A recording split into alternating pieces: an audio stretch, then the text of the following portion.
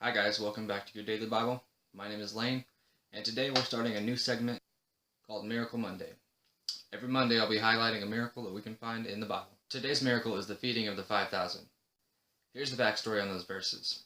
Earlier in the chapter, Jesus had given the disciples the ability to heal the sick and cast out demons. This was also right after John the Baptist had been beheaded. There's a lot of confusion about Jesus. People thought that Jesus was actually John the Baptist who had been raised from the dead. But a verse comes in right after the crowd follow Jesus and disciples as Jesus is preaching about the kingdom of heaven.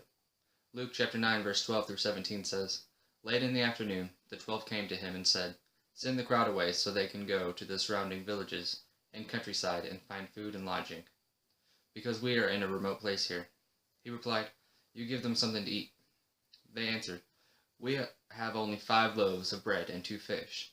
Unless we go and buy food for all this crowd.' About 5,000 men were there. But he said to his disciples, 'Have them sit down in groups of about 50 each.' The disciples did so, and everyone sat down, taking the 5 loaves and the 2 fish, and looking up to the heaven, he gave thanks, and broke them. Then he gave them to the disciples to distribute to the people. They all ate and were satisfied, and the disciples picked up 12 baskets of broken pieces that were left over." These people had just followed Jesus. He didn't know them anything. But Jesus cared for these people in a very miraculous way. In these verses it says that there were 5,000 men. This doesn't include women and children. When you add the women and children, the number could have been more like 15,000 to 20,000 or even more.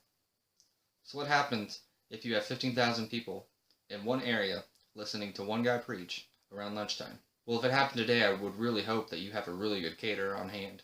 But all Jesus was given was 2 fish and 5 loaves of bread.